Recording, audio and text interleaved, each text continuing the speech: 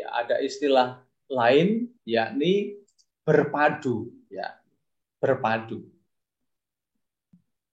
Apa yang ingin kita angkat melalui berpadu ini? Yakni menyelaraskan keanekaragaman. Kalau kita lihat eh, bersatu itu artinya menyatukan, tetapi kalau berpadu itu lebih kita melihat perbedaan-perbedaan yang ada, keanekaragaman yang ada, itu dipadukan tanpa kehilangan eh, ciri khas masing-masing.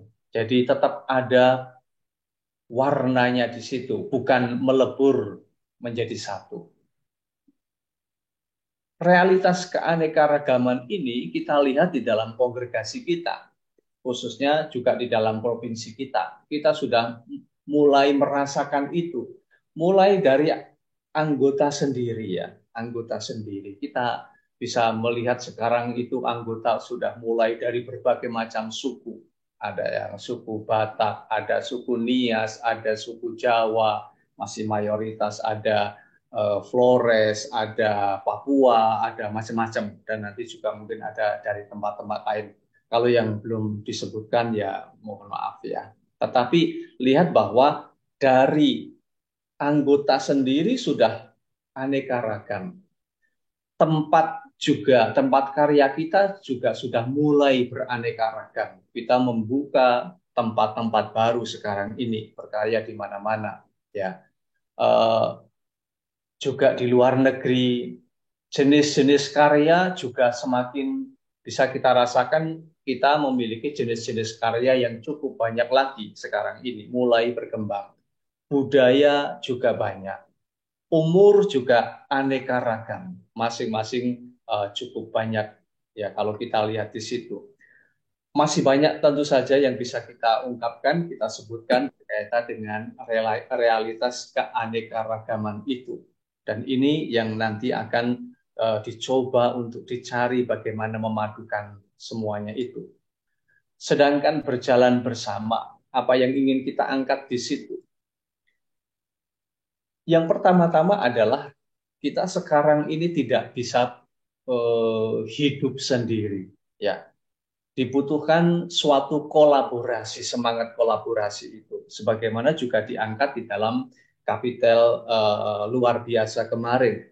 Jadi kolaborasi ini sesuatu yang penting yang saat ini harus kita jalani dan kita usahakan dengan pihak-pihak lain. Karena memang kita bekerja sama dengan cukup banyak pihak lain, bukan hanya kita sendiri. Maka berjalan dibutuhkan suatu uh, unsur semangat berjalan bersama. Dan juga berjalan bersama di sini tentu saja bukan hanya berjalan bersama tanpa ada arah, ya, tanpa ada arah. Tetapi berjalan bersama ini harus menuju pada visi misi yang sama yang sudah kita tetapkan. Saya kira ini yang sesuatu yang juga penting.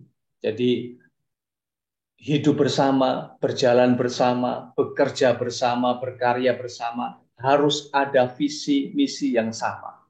Kalau tidak ada, memang yang terjadi ya sudah, kita hanya jalan bareng saja, kemudian ketika sampai pada suatu tempat tertentu sudah bisa, tidak ada, atau malahan tidak ada menghasilkan apapun juga di dalam berjalan bersama itu. Maka ini, berjalan bersama untuk menuju visi misi yang sama. Dan juga penting bahwa ini harus dibangun sejak awal dalam formasio. Maka ini juga nanti akan kita lihat bagaimana hal-hal yang berkaitan dengan formasio itu terarah kepada suatu semangat berjalan bersama ini. Dan bertransformasi, yang tema ketiga berkaitan dengan transformasi.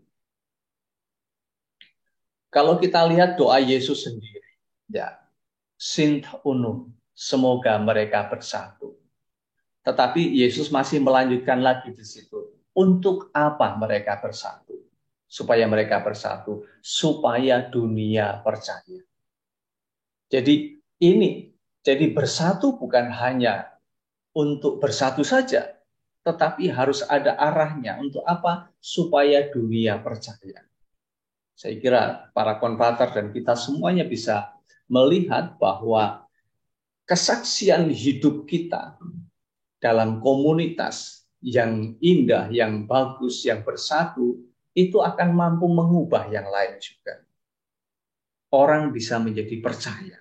Tetapi berkali-kali diungkapkan juga di dalam macam-macam pertemuan kita, kalau kita sendiri tidak mampu membangun sinteunum itu dalam kehidupan komunitas, kita tidak bisa memberikan kesaksian apapun juga kepada orang-orang yang kita layani. Ya, ini maka di sini bertransformasi keluar itu juga membuat orang percaya itu.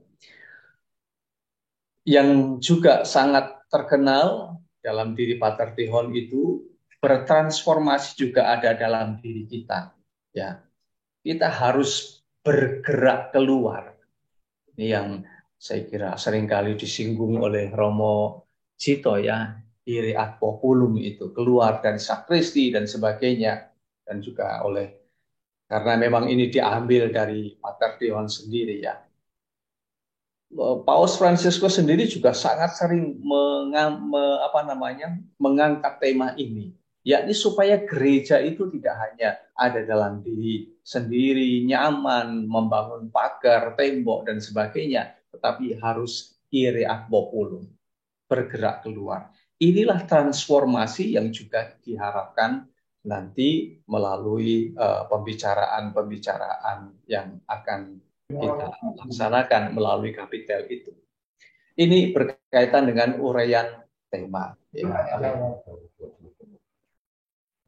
Akhirnya para konpater tidak banyak lagi yang ingin saya sampaikan, bahwa itulah berkaitan dengan tema yang ada, dan nanti di situ di dalam seperti juga akan ada dalam kuesioner dan sebagainya, tema-tema itu akan dibahas lagi, lebih spesifik lagi, menyangkut nanti tema-tema yang konkret, misalnya berkaitan dengan juga penghayatan kemiskinan kita, penghayatan kemurnian kita, berkaitan dengan formasio dan dunia digital, berkaitan juga dengan masalah-masalah sekarang ini yang banyak kita hadapi berkaitan dengan abuse ya, macam-macam, abuse of power, abuse of sexual abuse dan sebagainya yang saat ini menjadi keprihatinan gereja, di situ juga akan kita angkat.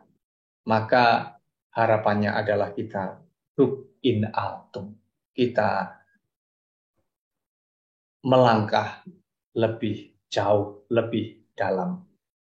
Saya kira itu dari saya, para konvater dan Romo Wahyu. Terima kasih atas kehadirannya di dalam pertemuan Zoom ini. Semoga kita bisa bersama-sama memikirkan langkah kita ke depan. Terima kasih.